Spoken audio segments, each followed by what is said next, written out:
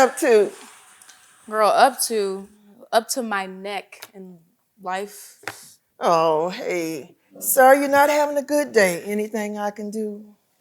No, girl, nothing nobody can do. It's just an accumulation of shit, you know?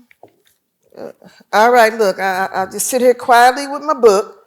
You can talk if you want, but if not, that's okay too. Look, I understand if you want to be alone. I'll just find another. Girl, I'm sorry for it. No, that's okay. Girl, I said sit your butt down. Okay, if you insist, done. Misery loves company, am I right? If misery loves company, does company have to be miserable too? Okay. It was something my supervisor said to me. What? Yeah, he called me into his office, after I led that project that turned out so great, the one he thought that I wasn't ready for. Yeah, I remember you telling me he doubted your ability to pull it off, but the client sang your praises. I always knew you could do it. I thought he was calling me into his office to say, I never doubted you, rewrite history like he always does, make it like it was his idea all along. Like, I expected that. But you know what the upsetting part was? Oh, Lord, what did he say? He called me an enigma. And I don't think I was hearing things when he accented the second syllable, girl. Enigma. And it's like he was staring at me, like waiting for my reaction with them steely blue eyes. Girl, what did you say? What did you do? I stood up, I said, you're right. I am a big black enigma, and I'm proud of it. And I quit. And then I left up out of there. Oh, my God. Oh, and then I get home and my man, he's on the couch playing video games. And I turn it off and he gets pissed at me. He says, well, what do you mean you quit? Oh, he said that I was imagining things and that I needed to apologize. Oh, and get this. Mr. In Between Jobs says it's because we need the money. No, he did not. Yes, he did. I felt like quitting him too on the spot. Then I came to this black bookstore and I got some black coffee and I'm reading a black book by a black woman. Welcome to my black pity party.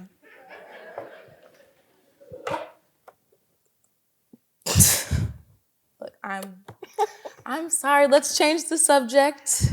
Probably ruined your afternoon. You're a poet, aren't you? Well, I dabble once in a while. Come on with the modesty. You're a poet. You've done some of them open mics where, people snap their fingers instead of clap. Okay, I am a poet, but it doesn't mean I'm an expert or nothing. Well, I was reading this poem. Let me see. It begins, here it goes. Who can be born black and not exult? Yeah, that's a Maury Evans poem, a famous one. The word is pronounced exalt. Wait, Mary who? Oh my God, woman. Maury Evans, just one of the great poets of the Black arts movement of the 60s and 70s. I'm sorry, look, I didn't know about her or the whole, Black arts movement. That was way before I was born. I just don't get what she means by be black and not, how do you pronounce it? Exalt? Yeah, exalt. Like, what does that word even mean? It even looks strange. Exalt? Exalt means to feel or show elation or even jubilation about something great. Jubilation? After Trayvon Martin, George Floyd, Breonna Taylor, Charleston, Buffalo? God, and on and on. And my supervisor acting as if he's my massa. What do black folks have to exult about anyway? I don't know, getting up in the morning and greeting the sun. As my gramps used to say, alive and grateful. Exulting in our melanin greatness. Getting scared to get pulled over by the police? Or being judged by the way our hair grows out of our head? Not being believed when we say we're in pain and not getting credit for our work? Oh, girl, you are having a day, aren't you? I get all of that. That feeling of wanting to be seen and not just noticed for checking that diversity box, but also being recognized as being a human. Things can be exhausting, for sure. For Black women especially. We carry, girl. What do you mean, carry? We are carriers. Pick up that load, woman, because you have to. If it seems too heavy, force it onto your head. You've seen the pictures of African women carrying loads with a baby strapped just above the curve of the hip. We know these women. They are our mothers, our aunties, our grandmamas, our sisters. All right, don't I know it? Carry your family. Are they hungry? Find sustenance for them, even if it means standing in line for dented cans, mac and powdered cheese, and noodles that will stretch a casserole an extra day. Bend, sister, but do not break. Run without fainting or walk without weariness. It says that somewhere in the Bible, right? Right, but we are weary. We die too soon. We die giving birth. We carry everything on our shoulders, on our hips, on our heads, in our hearts. It's unfortunately part of who we are allowed to be in this world, this country. I know, right? It's just, why couldn't my boss have just said, I doubted your ability. I'm sorry, I was wrong. Congratulations, and here is a raise and a promotion. You know, I completely believe you about what he said to you, right? But look, turn that mess around. He meant you astonished him with your acumen. Right. You blinded him with your brilliance. Okay, get your shades. That's right. You confounded him with your complexity. Come on now. Damn straight. Look, it takes a genius to understand me. So obviously, Mr. Bossman, you ain't no Einstein. No Einstein. You're no Frederick Douglass. You're no Fannie Lou Hamer. Most definitely not.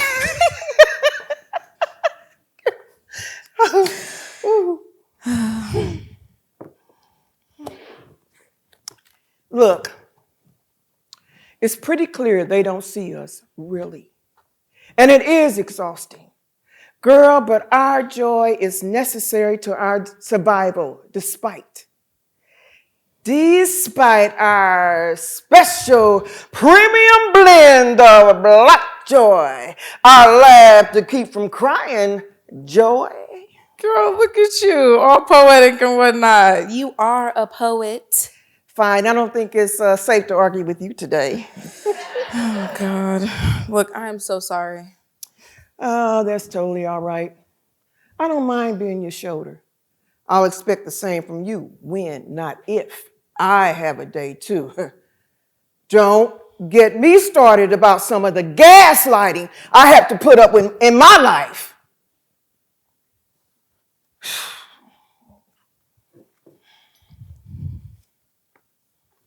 Hey, did you know Maury Evans, the real life poet, lived in Indy?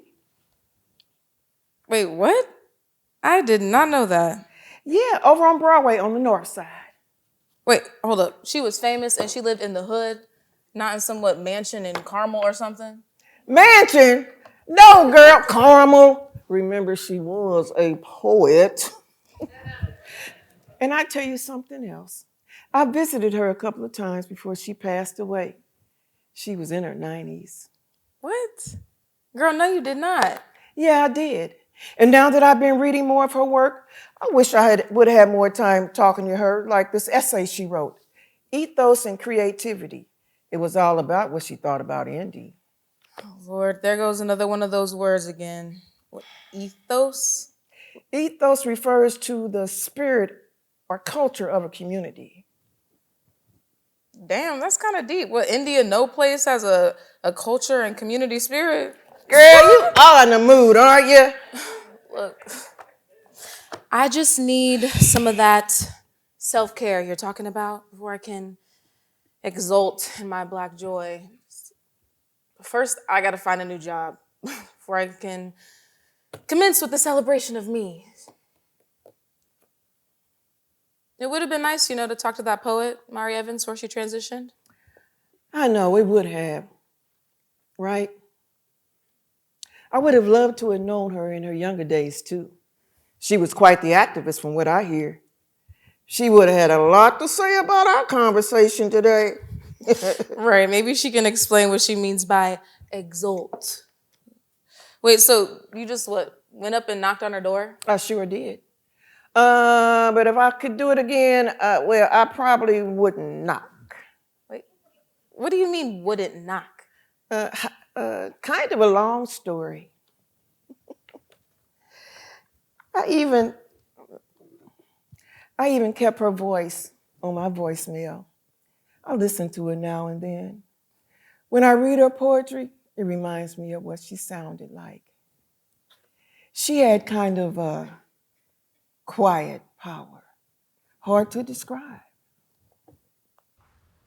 Marty Evans returning your call. It is quarter after 12 noon.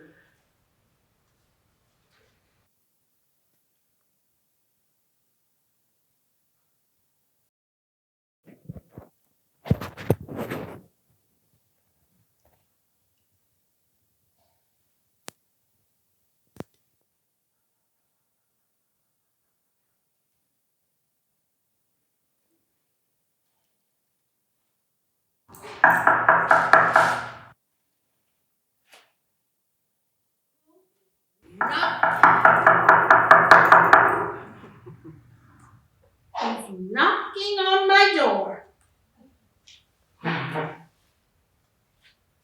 Can't you read the sign?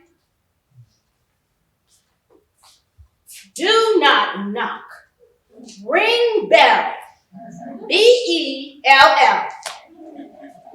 And did you latch the gate like the sign told you to? Don't tell me you didn't see it. It's like when people tell me they don't see color. They either lying or they got a problem with their eyesight. Well, might as well just come on in. You're here now. Tell me what you want. I know you called and asked for an interview. I don't much like giving interviews. It's like you're giving something and getting nothing back but aggravation. Come on. This is my chair. You can find a seat over there behind the piano there. You'll find a bench. Just move the books and the papers.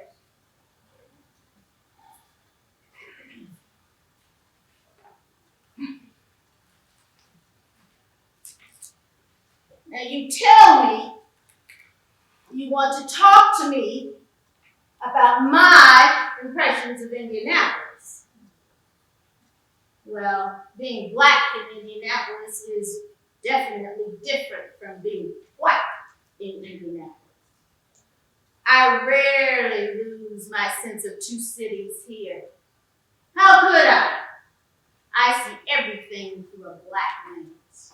How could I? Well, spending part of the summer vacation here.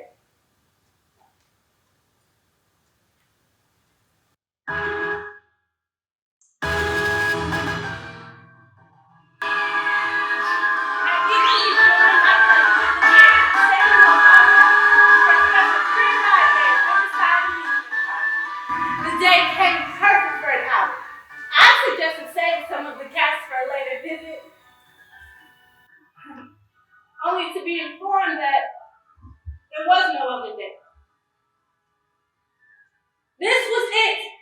The one day that black children could come and enjoy the ride. I gave the matter some thought, and despite the anticipation, I made my own childish decision not to go. You know, Langston Hughes speaks for all of us when he says, "There ain't no back on a merry-go-round. Where's the horse for the kid who's black?"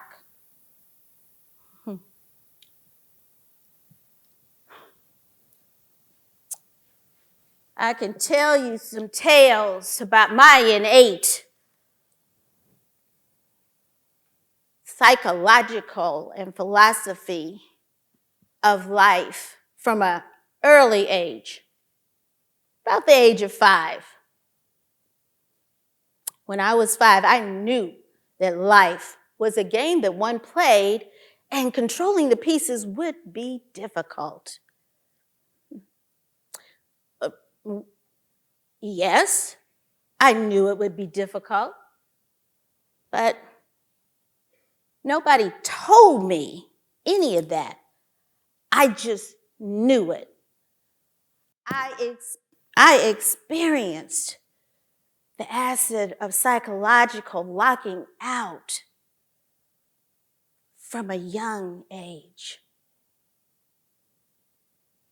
Depends on color.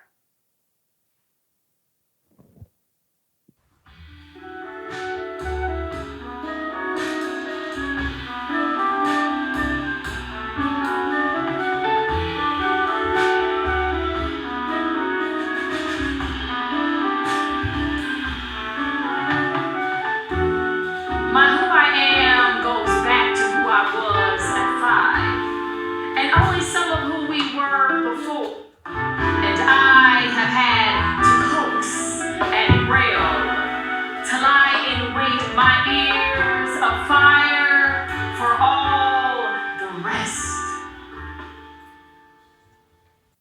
So I understand what it means knowing that one is locked out because of color.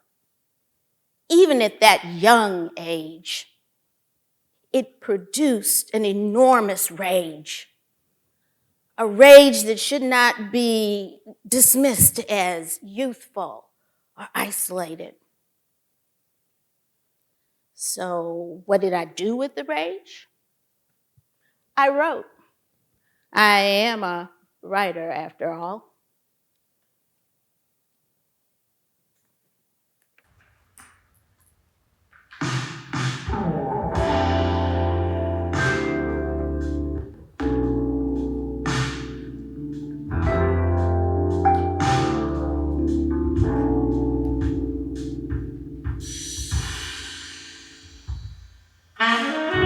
Speak the truth to the people.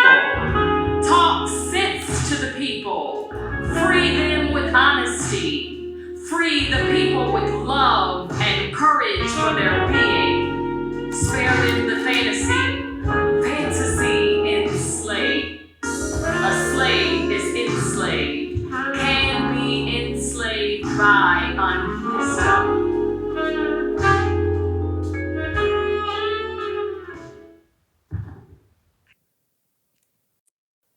In the 1980s, I wrote an essay. Let me see if I can find it. It was for a book on Indiana, and I titled it, here it is, Ethos and Creativity. For the span of my memory, this has been a city of opposing wills. Two faces firmly set toward different directions. One covertly determined to maintain the status quo, to continually block any access to power or parity. One advocating an active morality and its right to inclusion as an equal person, rather than a colonized one. Does that take your breath away? Mine too, and I wrote it.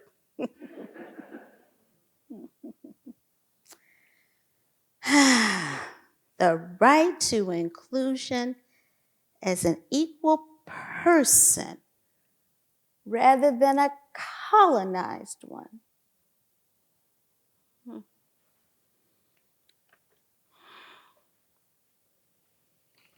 Well, the contradictions are more searing here in Indianapolis, this all-American city. But I saw it played out on Indiana Avenue. Now, you probably think Indiana Avenue is just another street, don't you?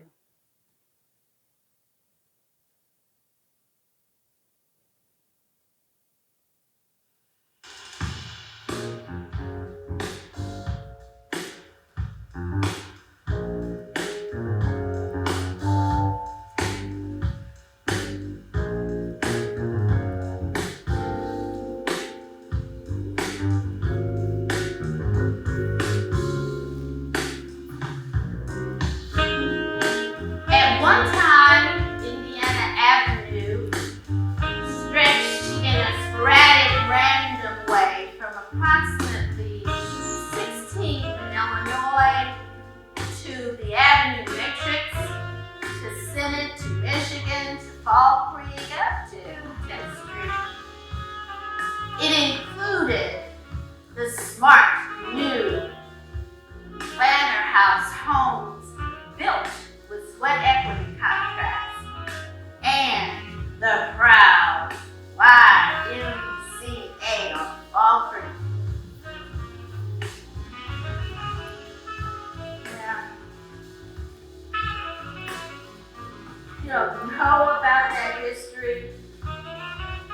Well, let me take you on a nostalgic journey down that painful road.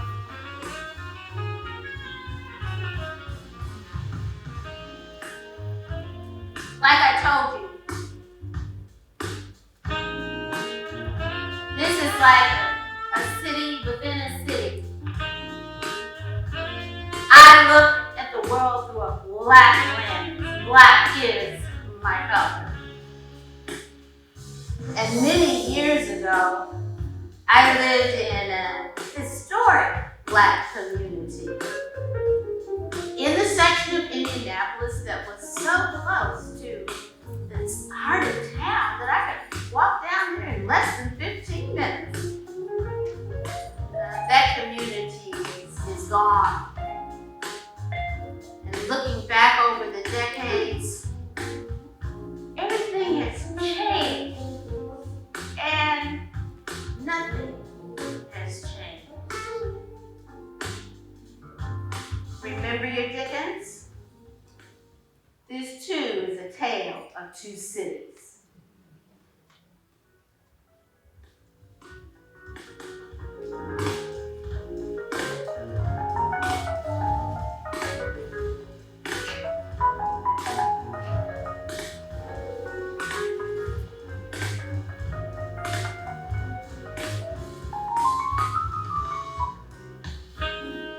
Memory is eclectic.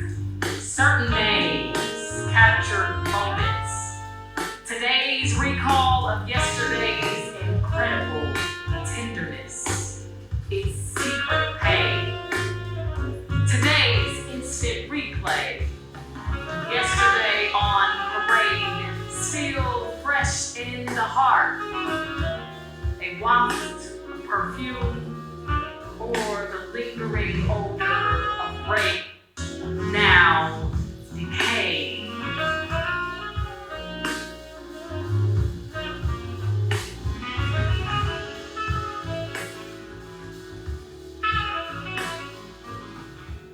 Late Sunday afternoons, the Madam Walker tea room, stylishly packed, crisp gloves, smooth silks gleaming, the western sky awashed with red-orange, vivids to pastels with strokes of delicate purple, sunset watched in awe from my fourth floor project window in Lockfield. Ah, yes, Lockfield. Children were protected and insulated in classrooms manned by Black teachers who cared passionately about their young charges and saw a bright future for them, loved them, chastised them promptly, and encouraged them to be even more than they can envision. Schools were not a place where teachers and staff feared Black students, not a war zone, nor a place of controlled anger and anguish that manifests itself in student inability to focus or rebel. No. Schools in that time students were loved and they were cared for, and they knew that above all, their teachers loved them. Now, in the communities where I was a part of, there were athletes. They were outstanding athletes that were soon to be nationally known, and for their high school prowess and their alma mater, they were revered. Students today and athletes today, they don't have that collective bosom that has hugged them. There is no collective bosom. There is no we.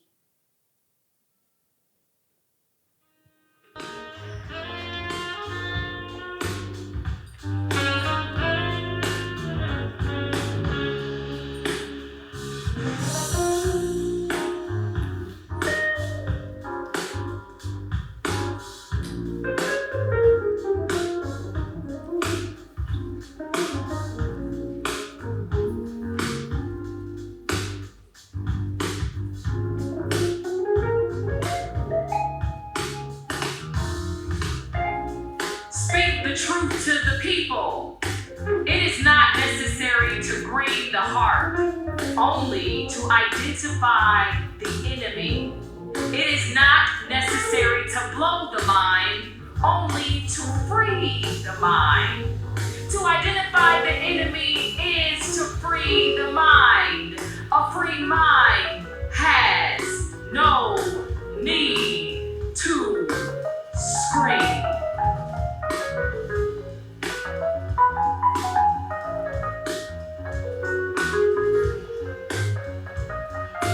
You would have had to have been there at a time when hope boogalooed and time stepped and literally ran wild down the avenue and throughout the neighborhoods that surrounded it in this neighborhood of all Black people. You would have had to have known the people to walk the streets, to really understand the enormity of everything that transpired there.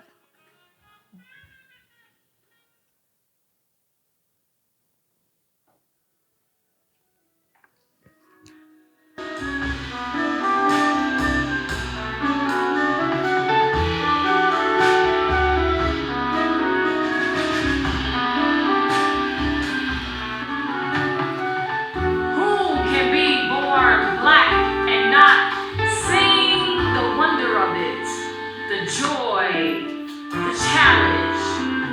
Who can be born black and not exalt?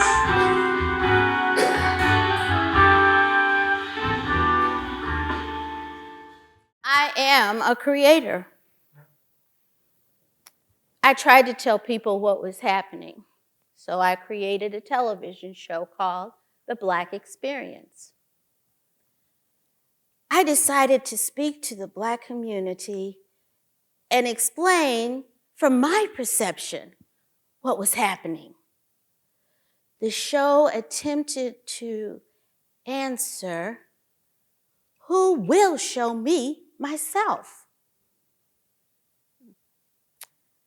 Now, many Blacks and Black folks thought that Indianapolis was up south.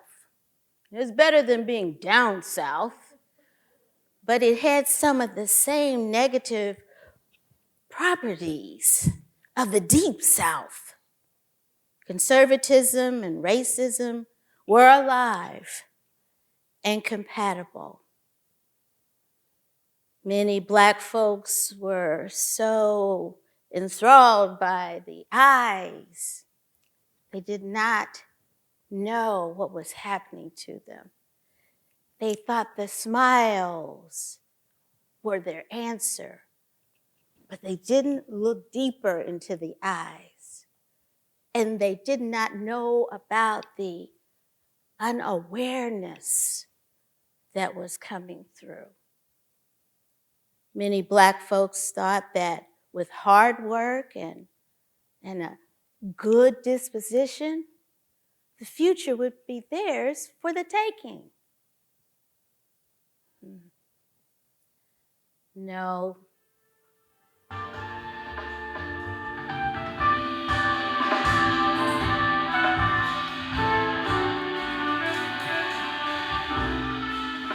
In the moments when their poison blurs the sun and the air is heavy in my nostrils, I will need the comfort of your blackness.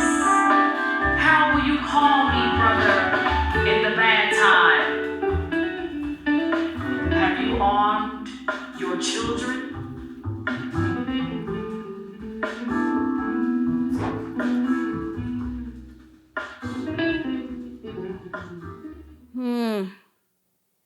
The bad time. The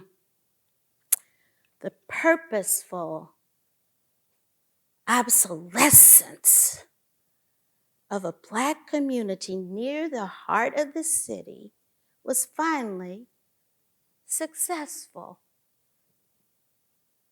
It resulted in the demolition of schools, small Black businesses, churches, private homes, private recreation areas, public recreation areas.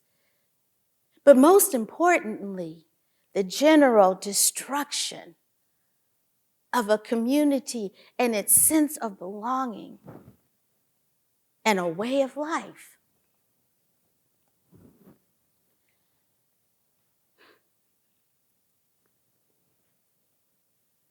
That's why you just think Indiana Avenue was just a street. The community is gone. The people were run out by bulldozers and other equipment, and it took away their sense of community, their connectivity. It took away their sense of them feeling that they as persons mattered. The demolition of everything and everything that the people had lost was because of their being depossessed. Black people did not want the expressway to come through their neighborhood, but it did, displacing them and their connectivity and their feeling like they mattered. They had value. None of this could have happened if it weren't for the blessing and the contrivance of the official city government. Once the realization was seen that the Black community was expendable, that schools, homes, churches, playground areas in the Black community were expendable, that we, as such, were expendable, something changed. Something indefinable that ate away at our togetherness. It clawed away at the dreams. It absolutely crushed and demolished those people who could not survive. Chaos and anger and hostility occurred. All of this because we were removed in ways to make a way for a smart new population to come. A new population waiting on the drafting boards. Smarter, new people. And these new people didn't look anything like those who had been displaced. Now, one thing we can remember, it's an undeniable message out of all of this that Black people do not count as people. We do not count as people.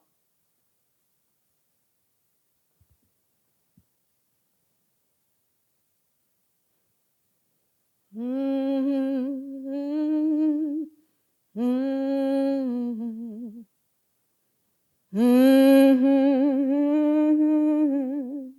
Mm-hmm. We shall overcome someday.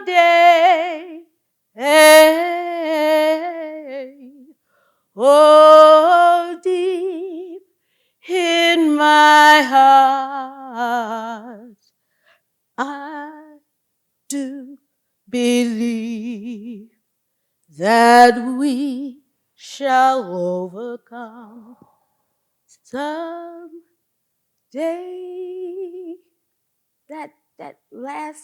That line, that whimsical someday, it always seems extraordinarily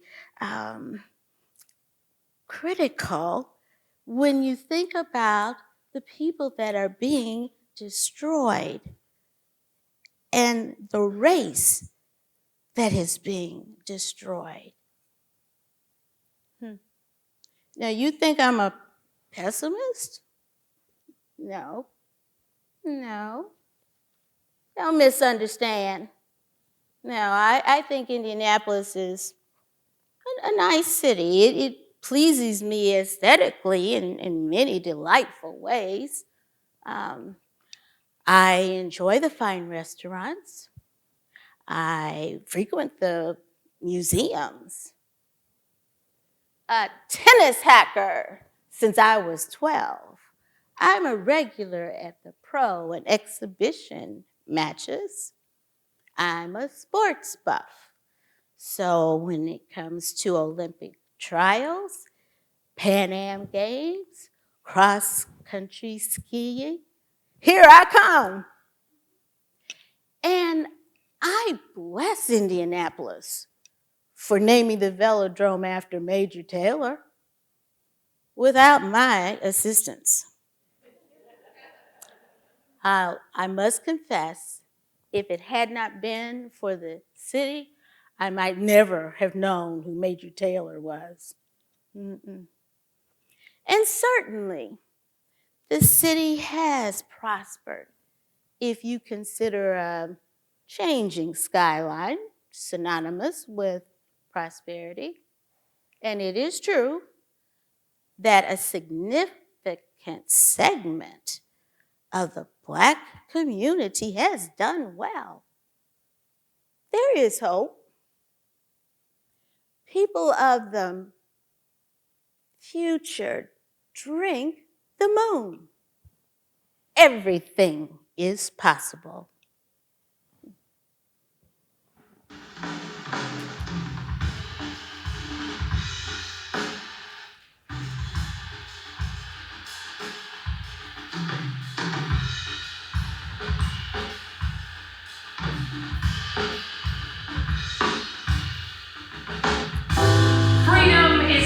To choose, to move in concert with the sun, steadily with one mind, with one concern, singing parables, smoothing earth between the fingers.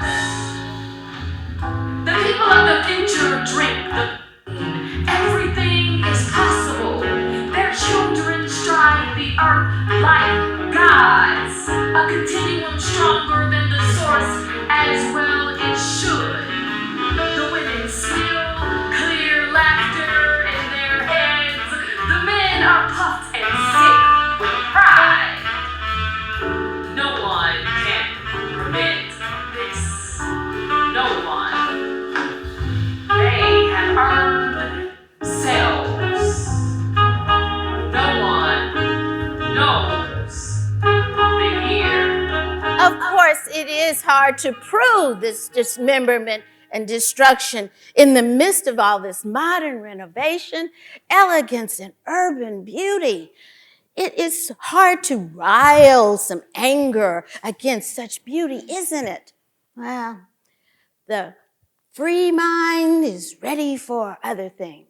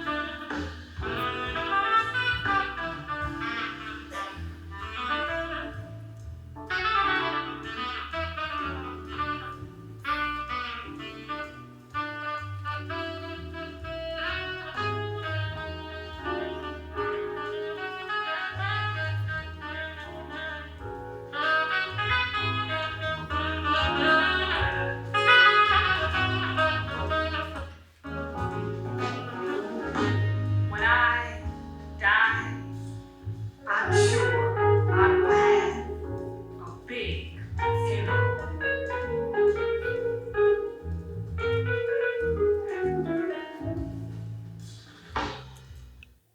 People are still wondering if I'm just trying to make trouble.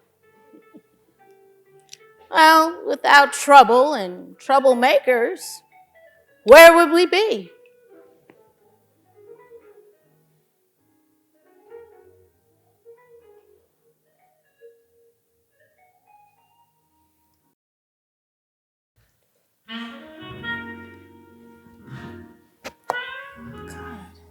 Like, Sister Evans must have been angry about what happened in the Black community. How could she live here and not explode? That's the thing. She was enraged, but not consumed with feelings like the burning bush or something. It's hard to explain. Maya Angelou wrote a foreword for one of Miss Morey's books, and she said this: like any good people's poet, Evans is a sharp observer and an honest person. She sees all the people all the time. Fortunately for us, she does not tell everything she knows. Just as fortunately for us, she's careful that all she does is tell the truth, the whole truth, the poetic truth. And get this, the truth for, about, and to the people. Wow, girl, God. Just wow. She's really dead and gone, huh? I wouldn't exactly say that. Wait, what do you mean you wouldn't exactly? Her funeral service was kind of big, but it was a true homegoing.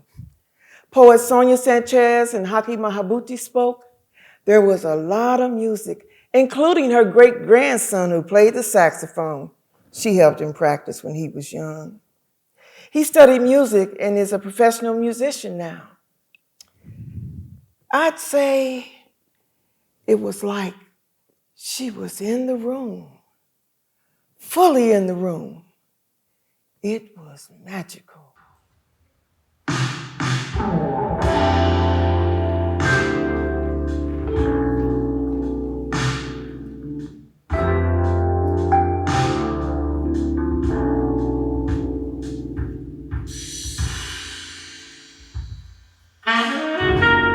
Curiosity seekers coming to see if I am really dead, or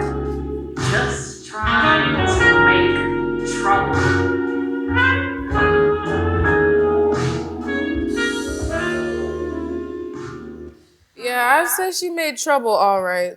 Good trouble. Yeah, for real. Good trouble. But she wrote poems that weren't only about heavy stuff, didn't she? Oh, yes, she did. I read one at my wedding. Celebration, it was called. I will bring you a whole person, and you will bring me a whole person. And we will have twice as much love and everything. That's beautiful and everything. But aren't you divorced now? Just saying. You are really mean. Yes, we had our differences. Miss Maury wrote about trifling men too. Like the one about the dude leaving her with her heart in one pocket and the rent money in the other. Girl, does she know my fiance? That's the thing. She knew us because she was us. She wrote music and plays. There was a grand piano in her living room. We did not know everything about her, but she knew us and reflected our lives back to us. When she said black is my color, she meant more than skin deep. But there's some of the poems you have to go to Google to get references for. Mhm. Like she talks about World War II, Vietnam, and Korea. Mhm.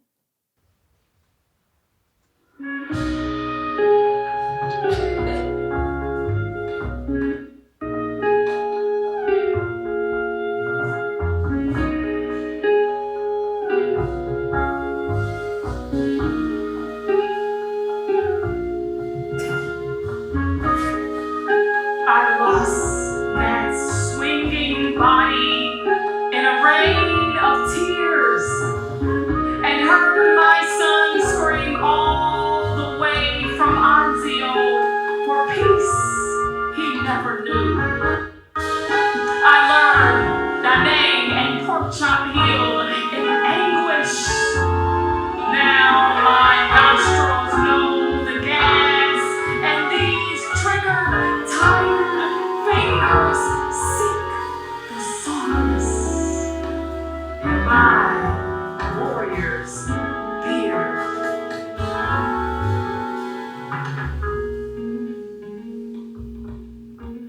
Yeah, she makes you work for it for sure. She's just not going to hand you that deepness on a platter. That's who she was. But her heart was golden too. When Katrina happened in New Orleans, she called up a friend to meet a busload of folks who were displaced and resettled in Indy so they could see some black faces, she said. God, girl, this is amazing, really. God. Yeah, she even kept her empty grocery bags to give away to the homeless people she came across to carry their belongings. With dignity, she said. She cared not at all if any of them knew who she was.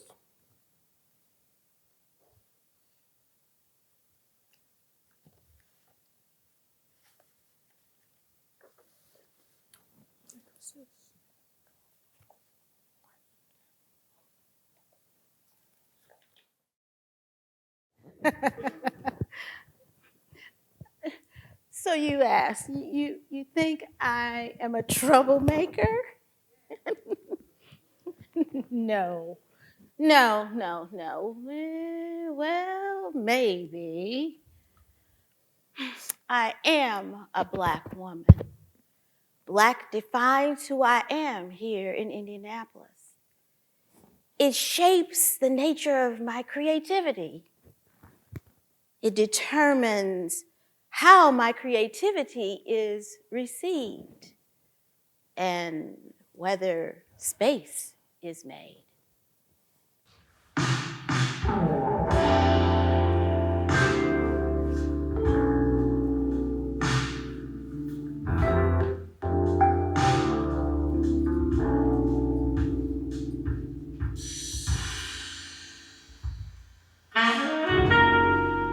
I am a black woman.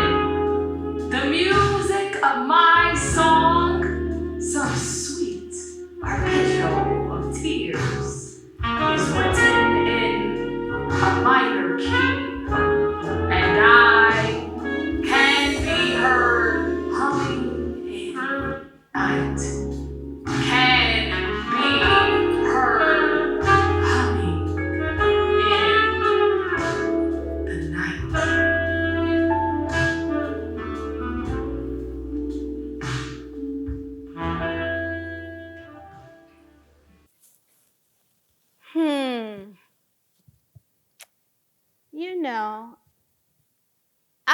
have enjoyed your probing questions.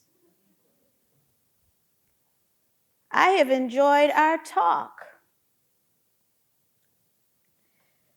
Maybe you can drive me over on MLK to Hank's so I can get some of that delicious brisket. Okay, let's go.